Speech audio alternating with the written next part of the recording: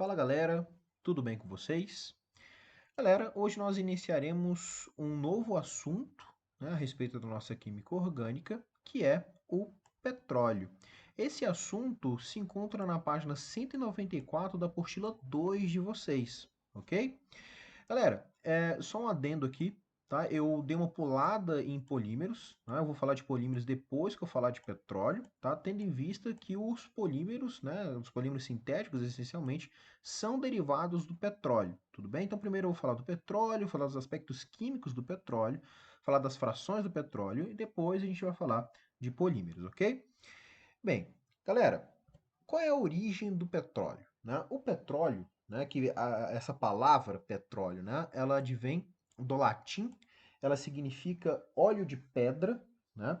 O petróleo em si, galera, é um líquido bem oleoso, ele é bem viscoso, ok? Ele é insolúvel em água, né? Ele é menos denso que a água também. Ela tem a cor aí variando do amarelo até o negro. E eles se encontram principalmente em jazidas, né, no subsolo da nossa crosta terrestre. Né? Isso vocês vão estudar muito em geografia com o Léo, tudo bem? Mas vamos lá. Essencialmente, galera, o petróleo, ele nada mais é do que uma mistura de hidrocarbonetos, tudo bem? Ah, vamos lá. Os hidrocarbonetos presentes no petróleo, né, eles variam dependendo da região de onde o petróleo é extraído, né, e dependendo da procedência que esse petróleo terá. Tudo bem? Então, olha só.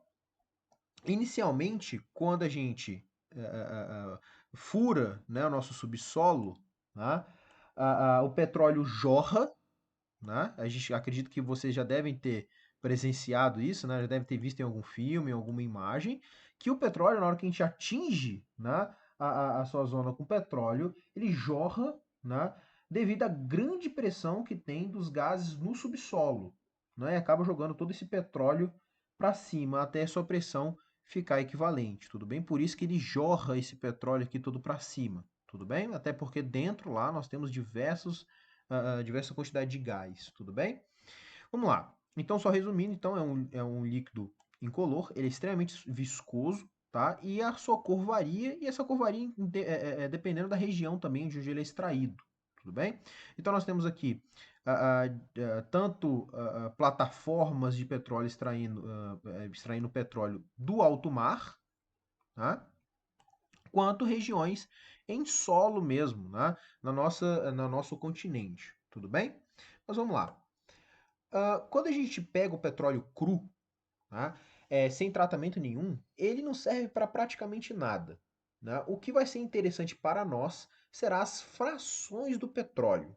As frações do petróleo que para nós terá uma excelente utilidade. Tudo bem? Mas para que a gente consiga extrair as frações do petróleo, é preciso que a gente faça alguns tratamentos primários. Né?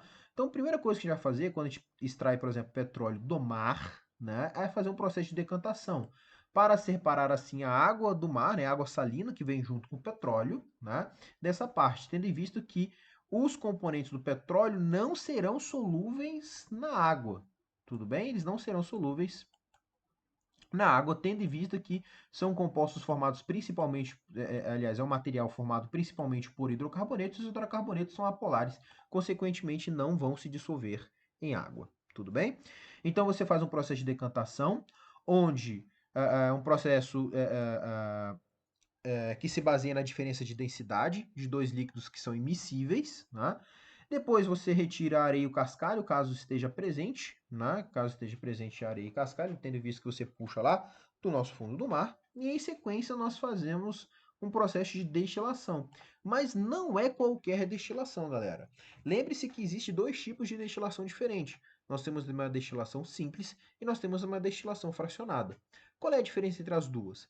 A diferença é que uma destilação fracionada tem a chamada coluna de fracionamento, coisa que a destilação simples não tem. Galera, essa coluna de fracionamento que está presente no petróleo, né, ela nada mais é do que uma estrutura que dentro dela tem obstáculos, né, que conseguem separar melhor os componentes da sua mistura.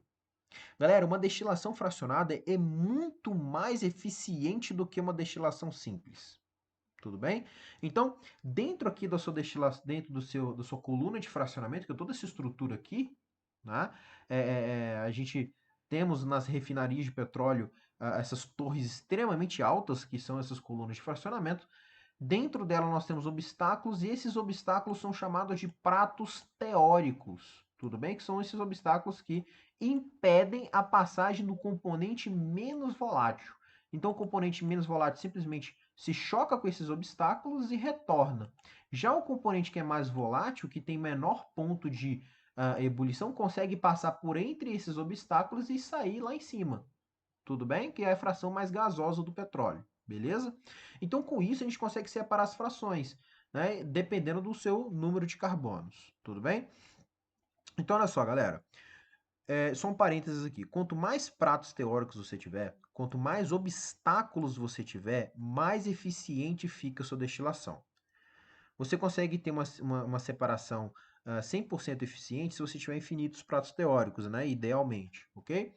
Mas, no geral, quanto mais divisórios você tiver, quanto mais obstáculos você tiver, melhor e mais eficiente fica a sua separação dos seus componentes da sua mistura, ok? Mas vamos lá.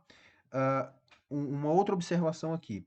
Como se dá a separação dos componentes do petróleo essencialmente? Galera, o petróleo é fundamentalmente formado por hidrocarbonetos, ou seja, são formados por compostos, né, de carbono e hidrogênio. Lembre-se que os hidrocarbonetos, né, têm como propriedade serem apolares, né, todos eles, né, não importa se é cadeia ramificada, fechada, aberta, eles serão apolares. Consequentemente, o que é que vai diferenciar o ponto de fusão e ebulição? Galera, sempre que eu tiver compostos que fazem a mesma interação intermolecular, que no caso dos compostos apolares é do dipolo momentâneo ou dipolo induzido, né, o que vai diferenciar o ponto de fusão e ebulição é a massa.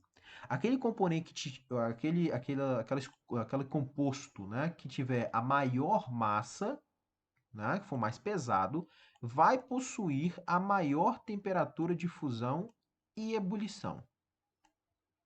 Tudo bem, galera? E aquele cara que tiver menos carbonos, né? Ele tem um menor ponto de fusão e ebulição e ele sai lá em cima na cadeia, que é o que a gente pode ver aqui.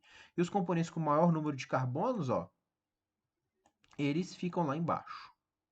Tudo bem? Então a separação aqui vai depender do número de carbonos ou depender da massa. E é claro que nós temos várias frações que a gente consegue recolher, como o gás natural, né? Como o GLP, que é o gás líquido efeito de petróleo que a gente usa em botijão de gás, né? Como a gasolina, né? Que é extremamente nobre, como o querosene de aviação, como óleo diesel que a gente usa em caminhões, por exemplo, em caminhonetes, né? Como em parafinas para fabricação de velas, né? Como asfalto, que é extremamente importante. Então, tem determinadas frações que são muito do nosso cotidiano. Na verdade, o petróleo está à nossa volta, né? Então, as frações do petróleo a gente usa para tudo, a gente consegue utilizar o petróleo inteiro, tudo bem? Então, vamos lá. Daqui a pouco a gente vai discutir fração por fração dessa, beleza? O petróleo, então, nós temos aqui um gráfico de porcentagem, que inclusive está na página 194 aí da apostila de vocês, né? Que ó, nós vamos ver que o diesel aí nós temos 36%, gasolina 19%, óleo combustível 17%, nafta 9%, querosene de aviação 4% e outros compostos 15%. Galera, essas porcentagens elas variam conforme o petróleo, conforme a região e conforme a procedência que esse petróleo teve. Tudo bem? É somente uma média que você tem, tá? E aí nós temos aí a temperatura de ebulição conforme as frações que você tem. Observe que as frações que têm menor número de carbonos possuem um ponto de ebulição aí bem baixinho, né? Abaixo de 25 graus Celsius. Já os compostos de hidrocarbonetos que têm mais do que 40 carbonos são sólidos e não são voláteis. Possui aí uma temperatura de ebulição ou um ponto de ebulição muito alto. Tudo bem? Então, nós temos aí essa variação do número de carbonos com essa temperatura. E para que a gente pode usar? Tudo bem? Então vamos lá, a gasolina, por exemplo, que a gente usa no nosso cotidiano, ela é simplesmente uma mistura, a gente vai falar um pouquinho dela depois, mas ela é simplesmente uma mistura de hidrocarbonetos de 6 e 12 carbonos, tudo bem? Já o GLP, né, ele é uma mistura de compostos de 1 a 4 carbonos, né, são gases à temperatura ambiente. O querosene de aviação é uma mistura de compostos de 12 a 18 carbonos, né? Então, a gasolina não é um hidrocarboneto só, é uma mistura de vários com um número de carbonos diferentes. Tudo bem? Então, entendido o que são essas frações do petróleo e para que a gente usa cada uma delas, vamos discutir as principais, gasolina, gás natural e etc, ok? Bem, isso é um assunto para o próximo vídeo. Muito obrigado e até lá.